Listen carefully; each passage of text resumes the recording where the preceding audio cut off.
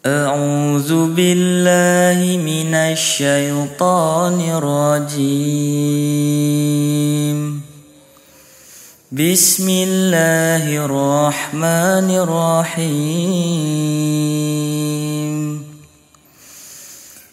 قل أعوذ برب الفلق من شر ما خلق ومن شر غاسق إذا وقب ومن شر النفاسات في العقد ومن شر حاسد إذا حسد. صدق الله العظيم.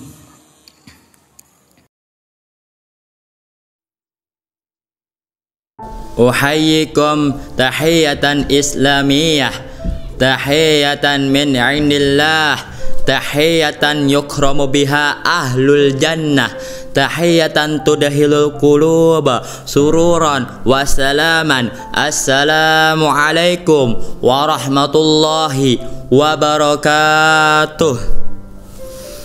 Hamdan wa syukran lillah, salatan wa salaman ala rasulillah, amma ba'du. Yang kami hormati dan yang kami muliakan pendiri Yayasan Pendidikan Islam As-Siddiqiyah, yakni Bapak Haji Saduki beserta keluarganya, mata'anallahu fituli hayati wa umrih. Dan yang kami muliakan dan yang kami hormati Ketua Yayasan Pendidikan Islam As-Siddiqiyah, yakni guru besar kita bersama Yai Haji Adi Nurseha LCMPD, mata'anallahu fitulil hayati wa umrih, amin ya rabbal alamin.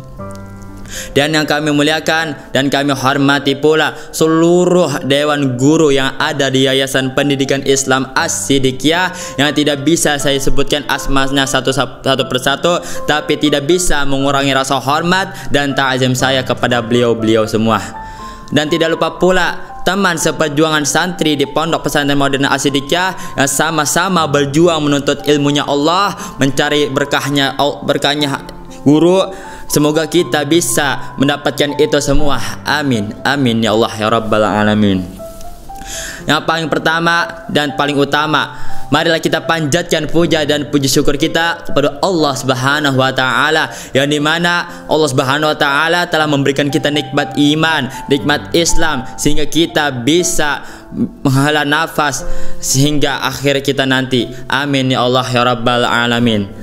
Dan yang kedua kalinya, salawat dan serta salam kita haturkan kepada suri tauladan kita sepanjang zaman, yang hidupnya tidak ingin pernah mapan, sang proklamator yang hidupnya tidak ingin pernah naik motor, sang revolusioner yang hidupnya tidak ingin pernah pamer, yakni baginda mulia, baginda agung, baginda Nabi Muhammad sallallahu alaihi wasallam, yang dimana yang telah membawa umatnya dari zaman naik unta, zaman naik kuda, hingga zaman naik mobil Innova, yang membawa umatnya dari zaman naik buruk hingga zaman naik motor Aerox, yang membawa umatnya dari zaman pahitnya perang Badar hingga zamannya nikmatnya telur dadar, yakni semoga kita bisa beristiqomah bersalawat kepada beliau dan bisa mengikuti sunnah-sunnah beliau, sehingga kita bisa mendapatkan syafaatnya kelak di yaumil kiamah nanti.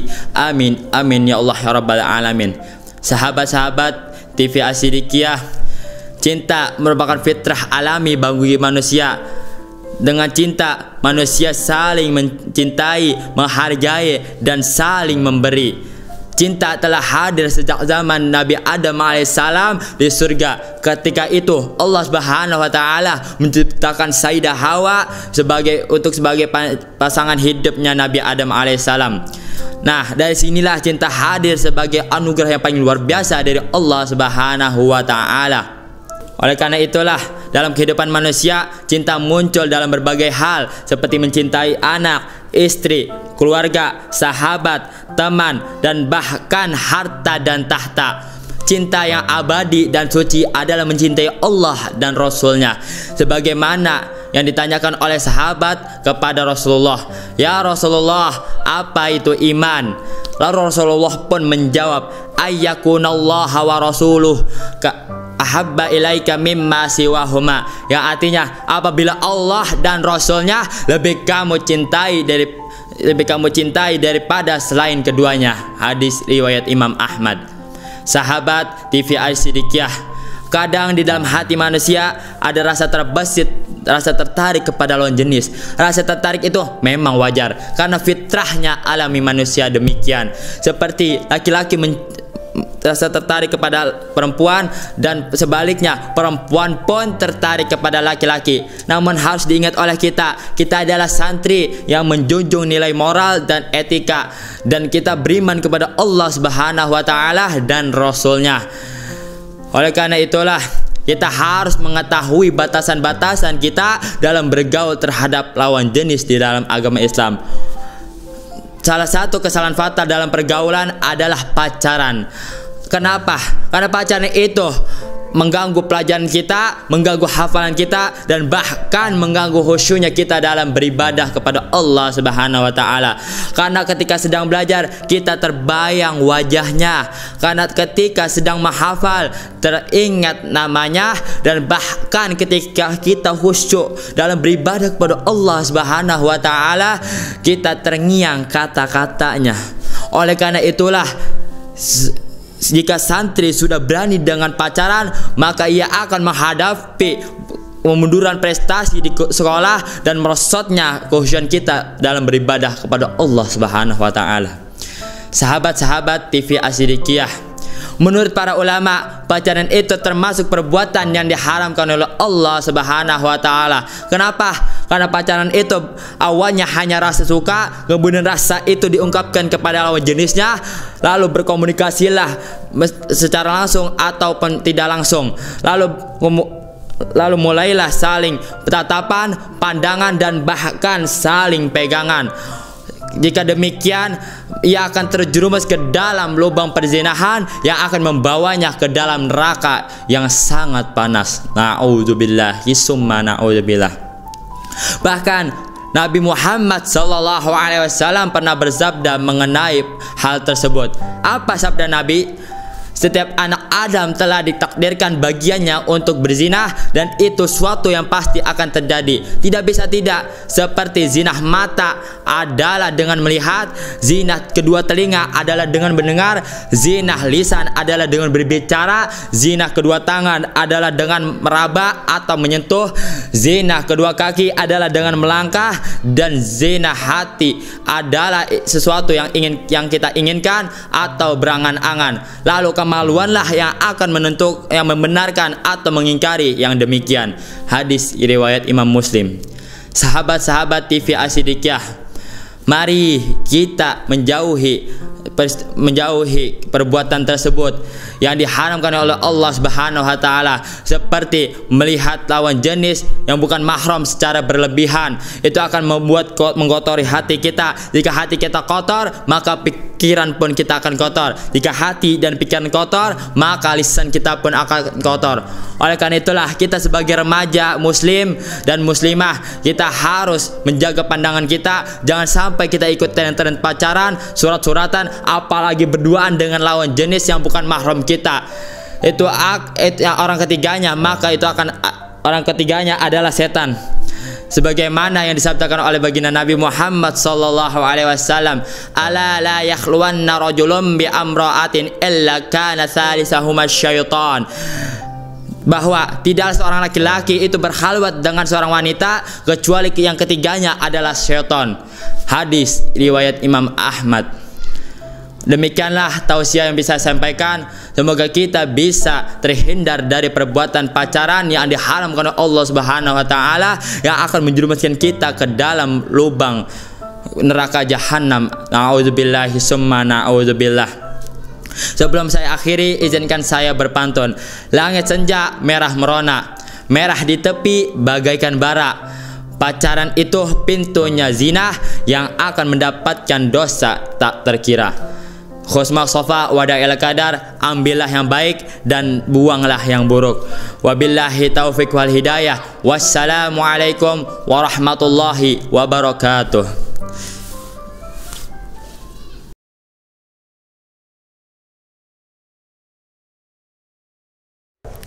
Jejak dosa di papan tulis. Buah karya Ustazah Fitri Nuraini SPD. Papan tulis kini tak lagi disanjung. Setiap gores kapur jadi jejak dosa. Tangan gemetar di bawah bayang tuntutan, di mana gugatan kian menyesakkan dada. Dulu guru itu adalah pintu kebijaksanaan. Ilmu mengalir deras bagaikan hujan pagi. Namun kini kasih itu terbakar amarah. Didikan yang dulu suci kini berubah caci. Tiap nasihatnya yang tulus kini hanyalah debu tertiup angin luka. Jika guru menjadi korban dari amarah, akankah ilmu tetap tersisa sebagai anugerah? Ada anak-anak yang lupa akan makna guru. Orang tua yang tak lagi menyanjung mereka. Masyarakat terburu dalam tuntutan, namun jarang meluangkan diri untuk mendengar. Di balik senyum yang sabar, tersimpan luka yang tergores perlahan. Penghargaan kini hanya bayangan, sementara kesetiaan mereka masih terus dipertahankan.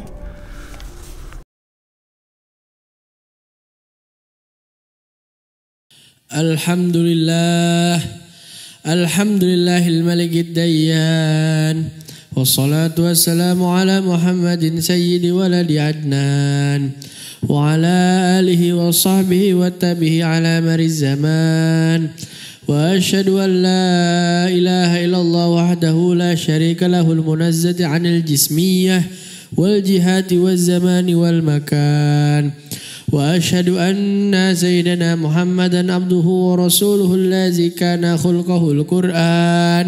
أما بعد عباد الرحمن فإني أوصيكم ونفسي بتقوى الله المنان القائل في كتابه القرآن يا أيها الذين آمنوا اتقوا الله حق تقاته ولا تموتن إلا وأنتم مسلمون.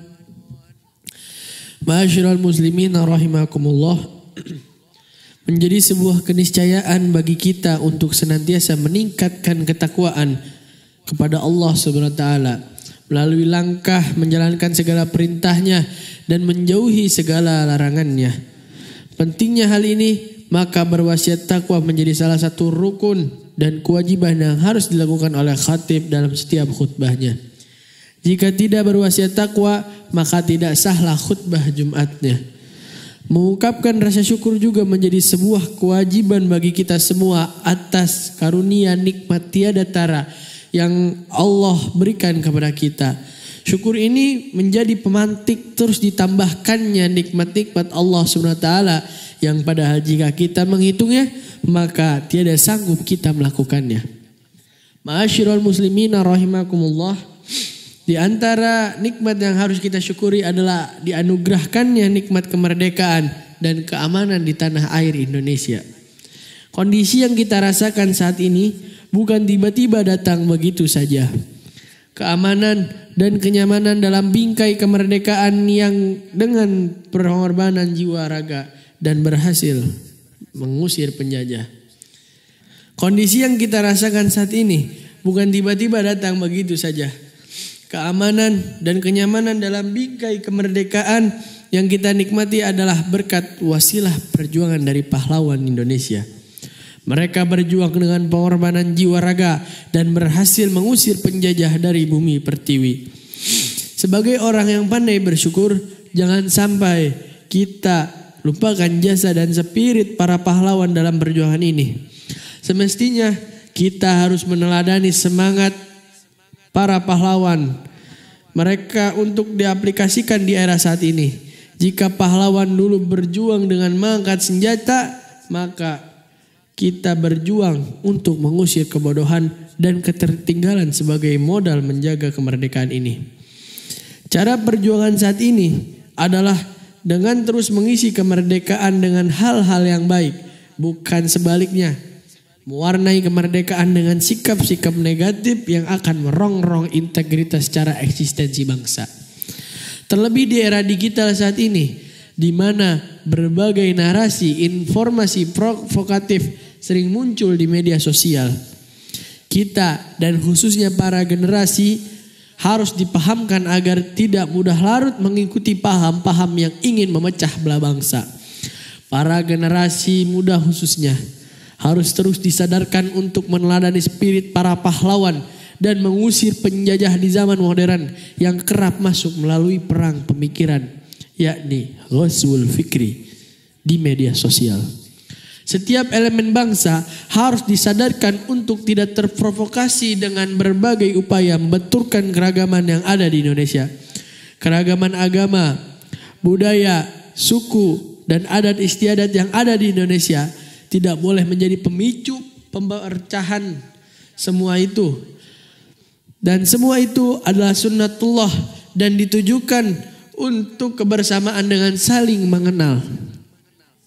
Hal ini ditegaskan dalam Al-Quran dalam surat Al-Hujurat ayat 13.